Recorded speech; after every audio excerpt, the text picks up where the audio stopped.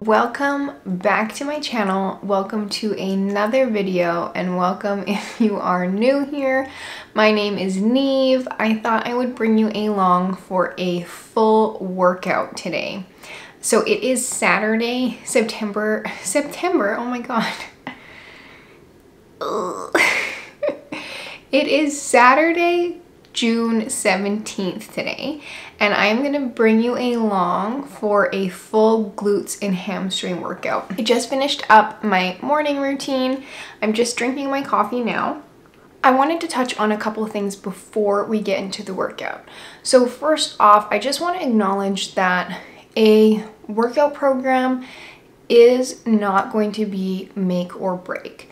So when it comes to programming for working out, obviously it's going to be important that your workout is made ideally individually for you and for your goals. However, I don't think there is any potential harm that can come from following a workout program that was not designed for you. I'm going to say most, not all, but most programs are designed with the intention of getting you some sort of results in the gym. So what's important is that the workout program that you follow is aligned with the goals that you are trying to achieve. Yes, that this program is written for me. However, if you are looking for a hypertrophy program and you want to go through a glute and hamstring workout, you can absolutely follow along with this workout program and give it a try. You can modify this program. I've actually had to make some modifications to it myself just based on the equipment I have available, but you can adjust the number of sets, the number of reps, how much weight you're using, how much rest you're taking. There's lots of room for variation. I know in the past I have been very concerned about finding the perfect workout program, but in reality this does not exist. There is no such thing as the perfect plan. And the only thing happening by trying to find and pursue the perfect plan is that you are not taking advantage of the good and the great plans that are already out there because you're procrastinating, and instead of just doing the best that you can, you're doing nothing and waiting for something perfect to come along. And that's just not going to happen. That's not realistic. So with that being said, I think working with a coach, getting a personalized program is amazing. A lot of this is going to have to do with what equipment you have available, how much time you have. There's a lot of things, again, that would be ideal. It would be ideal to take this much rest, to do this many sets, to do this many exercises, to train this many days a week. However, what's going to be most ideal is going to be what works for you. So if getting to the gym 3 days a week for 30 minutes is what works for you, that's great. If you can do 20 minutes at home every day, that's great. You have to adjust to your lifestyle and make a workout program work for you. So that's where it's nice to have a coach or a trainer help you build that plan so that we can make the best out of your situation to get the best results for you. With all that being said, regardless of what workout plan you are following, what program you're doing, if you're just doing random workouts in the gym, regardless of what you are doing, a workout program will not put in the work for you. Even if it is the best, the most scientifically proven workout program, if you are not showing up with intention and intensity, that workout program will not get you results. As I go into my workout today, my goal is to be intentional and to bring intensity to this workout. I know I'm going to be doing hip thrusts in this workout. So I want to go into hip thrusts being mindful about how I'm going to perform them, being intentional about how I approach the exercise. I am not just going to load on a bunch of plates, get on a random bench with a random barbell, and start forcing the weight up. I am going to be considerate. And this is going to come from practice as well. So I know that I prefer to do my hip thrusts in the Smith machine. So I'm going to go to the Smith machine. I'm going to take my time to set up the bench properly so that the height is right for me. I'm going to set the barbell in the correct position on my hips and make sure it's in the same spot every time. I'm going to align my feet in the right position so that I can use my glutes. The target muscle that I want to build is my glutes, but I don't want my quads to be involved. Then I'm going to warm up with weight that I can feel in my glutes and that I can get that mind-muscle connection with. Then I'm going to increase weight until I find a weight that either matches the weight I was doing last week or is bringing me closer to failure. I am going to do each rep with control. I'm going to visualize my glutes lifting that weight up. I'm going to feel the lactic acid building in my glutes. I'm going to control the weight on the way down. I'm not going to use momentum. I'm not going to cheat and use other muscles to move the weight. And I'm going to do that for every single rep until I am 1 to 2 reps away from not being able to execute that exercise with that same form and intensity. I'm not going to lift with my ego. I am going to also mentally visualize what I want to achieve from this workout. I want my hamstrings and my glutes to grow. So I'm going to be thinking about my hamstrings and my glutes this entire workout. And I'm going to bring that same intention and intensity to every single exercise I do. Showing up is number 1. Once you show up, it's putting in the work that is the next step. It takes time to build a habit and a routine, and I think that habit and consistency has to be there before you can start pushing yourself in the gym. But once showing up to the gym has become easier for you, it's time to start making your time in the gym count so that you get results. Stop wasting your time, and I'm really preaching this to myself right now as well. Stop wasting your time. Be intentional. Lift with intensity. Be mindful of your form. Control the weight. Practice time under tension. Get a good mind-muscle connection. And just make those workouts count. Those are the things I have in mind going into this workout. Again, this is going to be my first time going through this workout, so I'm excited to share my thoughts with you guys.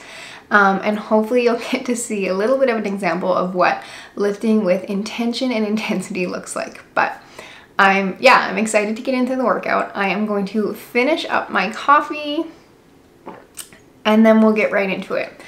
If you enjoy this video, please give it a thumbs up and subscribe if you want to follow along with my bikini prep journey, as well as see just more health and fitness content from me. Let me know in the comments down below your thoughts on this workout, as well as your very favorite glute exercise. I would love to know it. I would love to try it. I would love to hear any tips and tricks you have for approaching a leg day workout or just a workout in general, and how you get the most out of all of your exercises. So let's connect in the comments down below. Again, give this video a thumbs up if you enjoy, and let's just get right into this workout.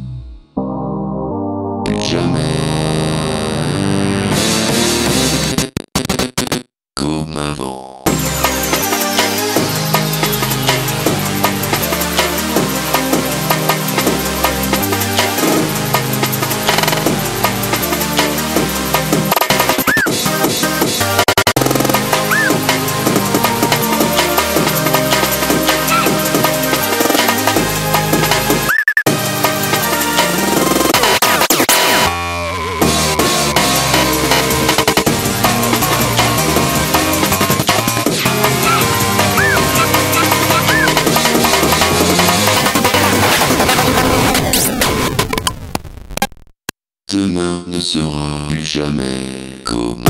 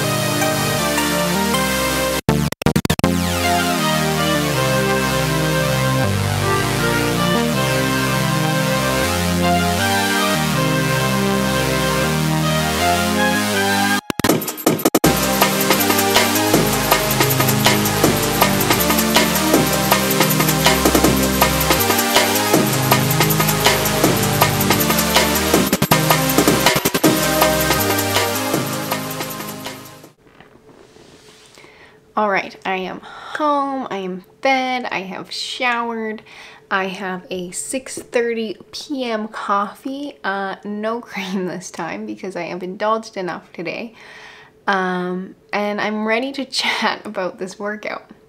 I'm in my comfy clothes, haven't really fixed my hair, but let's talk about this workout.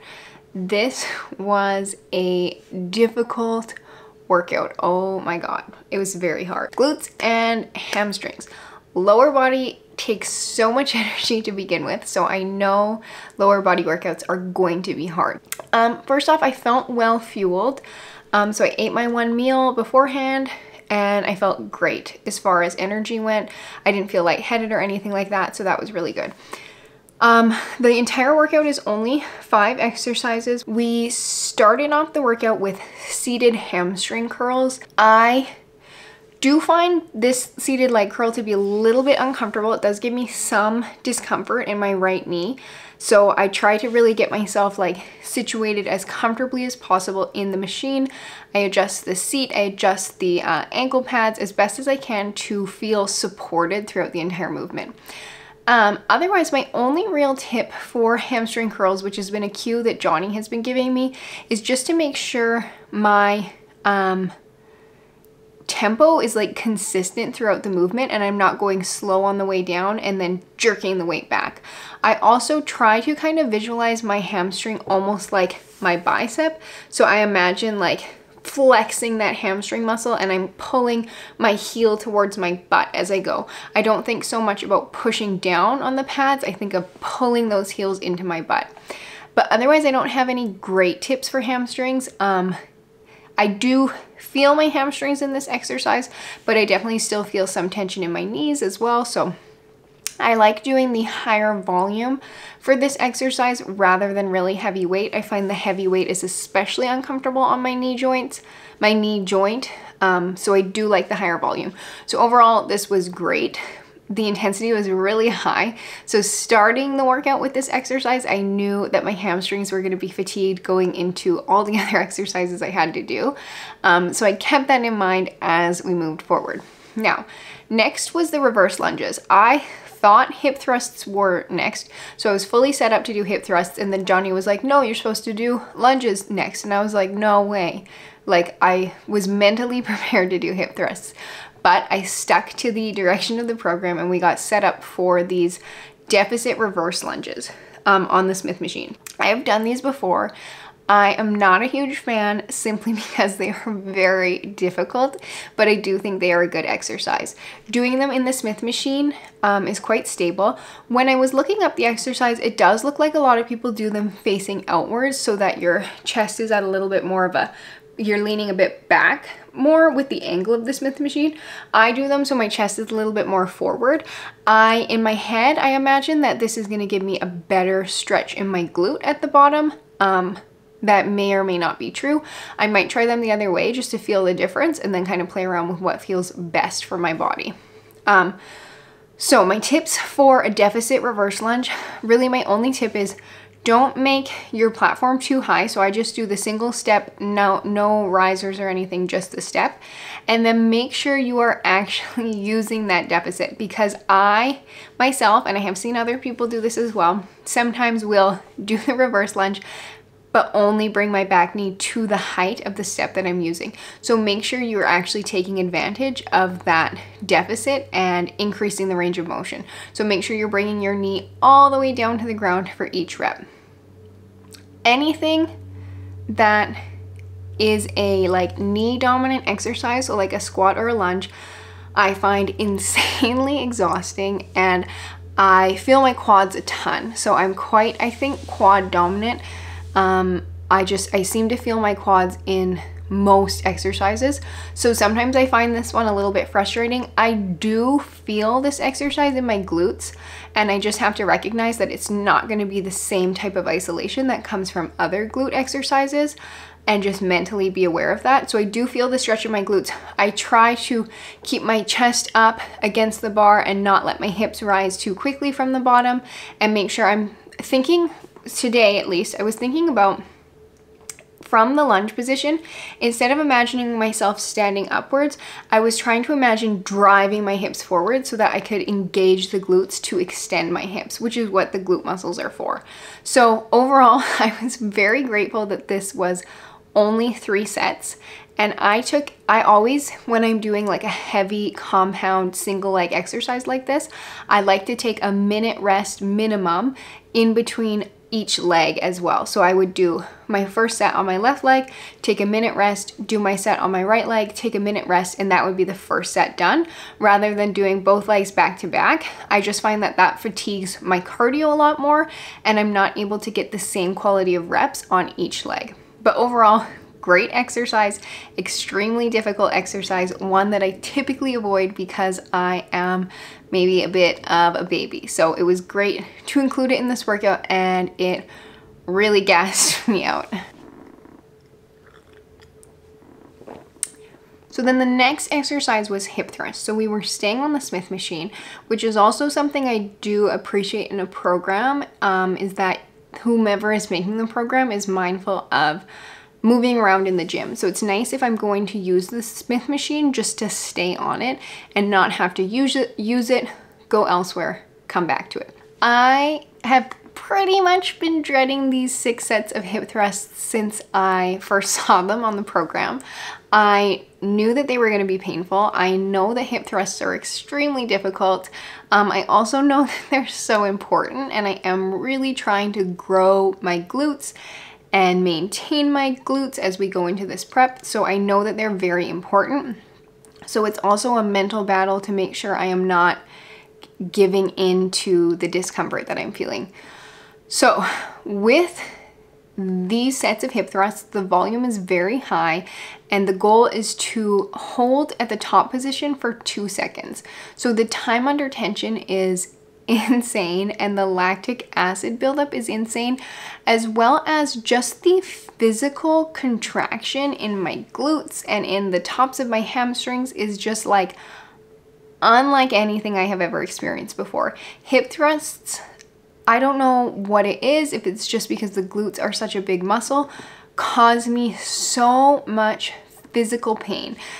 It's not even just lactic acid. It feels like the muscles are cramping because they're contracting so hard at the top.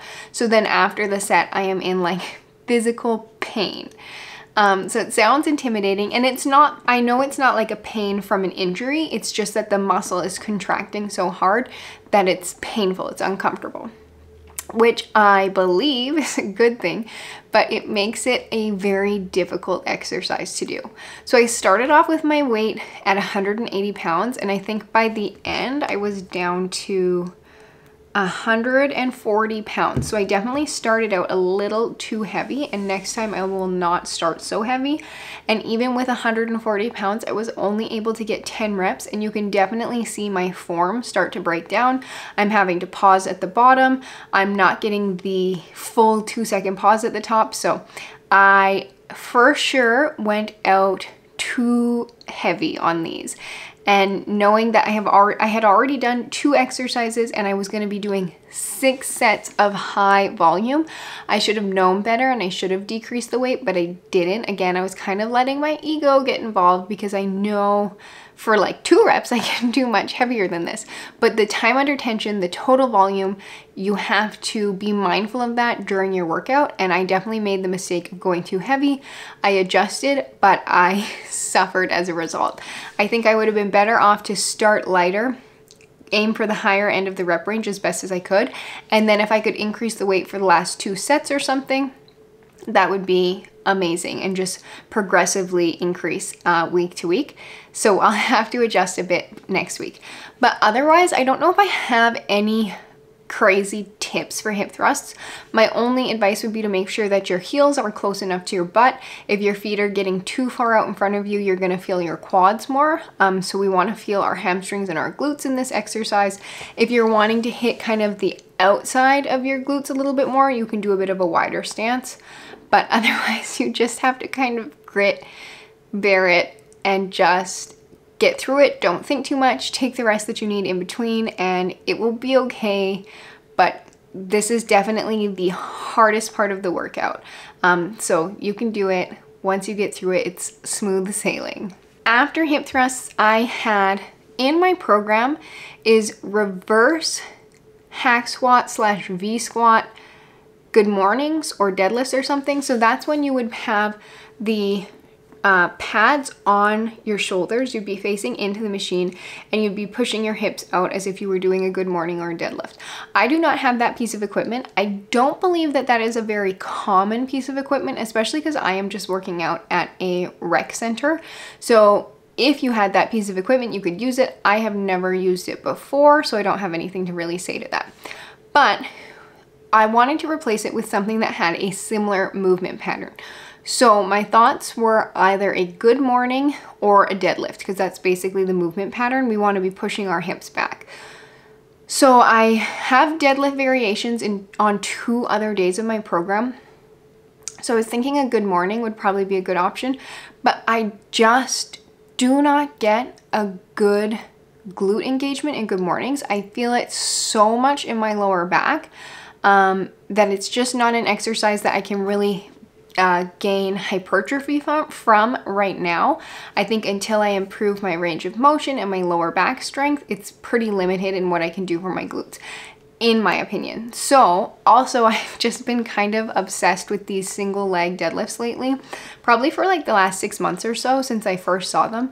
I absolutely love these. So my setup, I don't know if it's like a little bit different than how everyone else sets up online, but I really want to isolate the leg I'm standing on, and I want to create a very stable position. So I put my entire shin of my supporting leg on the bench, and then I keep the leg I'm standing on, I keep that heel close to the bench, and I think of just pushing my hips back. I'm really imagining the movement pattern is very horizontal during this exercise. So I'm shifting my hips back, and then I'm driving my hips forward. I'm not at all worrying about what my upper body is doing. I'm not thinking about lowering down or lifting up. I'm just thinking of shifting back into my hips. And I actually, in the video you can see, I put my hand on my glute so I can feel that glute engaged, and I really visualize driving it forward. I get such good glute engagement in this exercise. It's a lot more stable than a typical deadlift, and then I'm able to isolate my single leg as well, which makes it nicer because I'm able to do slightly less weight, so my grip is less fatigued, so that's less of a factor. So overall, I love this exercise. I like the kettlebell for this exercise because it shortens the range of motion as well. So I'm not tempted to go too far over and then strain my lower back too much. However, I would consider trying this with a dumbbell. I think you could do it with a dumbbell. And in the future, if I want to go heavier, I might try and do it with a dumbbell and see how that works. But I have nothing but good things to say about this exercise. I do think that it takes some playing around to figure out what position is going to feel best for your body. And I can even feel a difference between each side. My left leg just seems to have a lot smoother range of motion than my right. I don't know if my hip or something is tighter on this side, so I have to kind of adjust a little bit on my right leg. So give it a few tries before you write it off if you've done it a couple times and you don't like it. And don't hesitate to bend the knee of the standing leg. I'm targeting for the most part my glutes in this exercise the way you would in an RDL, but of course we're still gonna have hamstring engagement and involvement as well.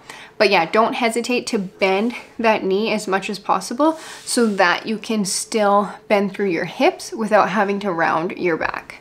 Hopefully that makes sense. Give it a try and do let me know what your thoughts are. I really, really like this exercise.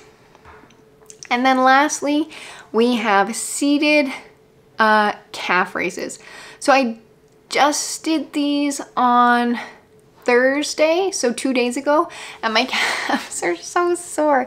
I haven't trained calves for like over a month. I don't typically train a lot of calves when I'm writing my own program out of laziness, so that's why it's nice to have a coach who makes you do things that you don't usually do. So my calves were really sore.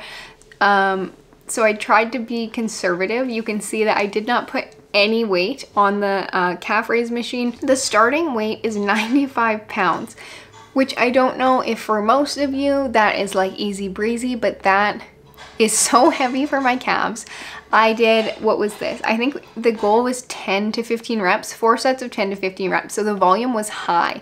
And without adding any weight, I was still able to completely fatigue my calves. I have a feeling they're gonna be sore. My criticism of seated calf raises, but maybe all calf raises, and it's not so much a criticism, it's just that they make the front of my leg, so my shin and around my ankle, can get quite sore and can also be like, can fatigue during the exercise, and sometimes that's a limiting factor. I do think if you shorten the range of motion so that you're not having your toes come, or your heels go so far down that your toes are kind of above your heel, I found that engages less of the shin muscle. I don't know what that muscle is called. The shin muscle. It engages less of the front of my leg, so that fatigues less quickly, so I'm able to use my calf muscle more. But yeah, calf raises, they're important. They feel kind of silly when you're doing them, but I think the calves are actually a really important muscle just for overall function. But of course, if you're gonna be standing on stage in heels, it's nice to have some definition in your calf muscles, so. And then I just finished off with my 15 minutes of cardio on the elliptical. I have nothing exciting to say about that. Overall, my thoughts on this workout are that it was a great workout. I was very happy with the number of exercises. I felt like it was enough that I was able to push myself, but I was also fatigued by the end. I felt like I was being challenged enough to actually make progress without just doing excess volume and kind of junk volume, junk sets, junk reps, junk exercises. So all in all, I thought it was a really good workout. I'm scared to do it again. I think it's most likely the hardest workout in my program right now, but of course that's subjective and that will change even in my own opinion week to week. I definitely think it's worthwhile. I'd love to hear your thoughts on the 6 sets of hip thrusts. Those are pretty much all my thoughts for the workout. I could go on talking about working out and exercises forever, so I'm trying not to ramble on too much. But I was excited to share this with you. I hope that you guys enjoyed watching the video, and I hope that you will give the workout a try and let me know your thoughts, as well as, yes, share with me what your like go-to glute exercises are and any tips you have for your glute training day. I would love to hear them. I am as of right now, officially 19 weeks out from my show, which is crazy. I feel like I'm feeling some anxiety, but I'm also so excited. I am enjoying the process so much right now. By the time you see this, it will be Sunday, so I'll just be 19 weeks minus 1 day out. So I hope that you enjoyed the video. I hope you will give it a thumbs up and subscribe if you want to follow along with the rest of my bikini prep journey, as well as all of my health and fitness content and probably some other random lifestyle content here and there. I will leave my social media information down below. I'd love to hear from you in the comments. I really appreciate you for taking the time to watch this video. I hope you found it valuable. If you have any feedback for me, any thoughts you want to share, please share them down below. It means so much to me that you took the time to watch to the end of this video, and I hope to see you in the next one. I am posting weekly on Sundays, so you can stay tuned for my next upload. But that is all I have for today. So again, thank you so much for watching, and go out there and keep crushing your goals. I'll see you in the next one. Bye.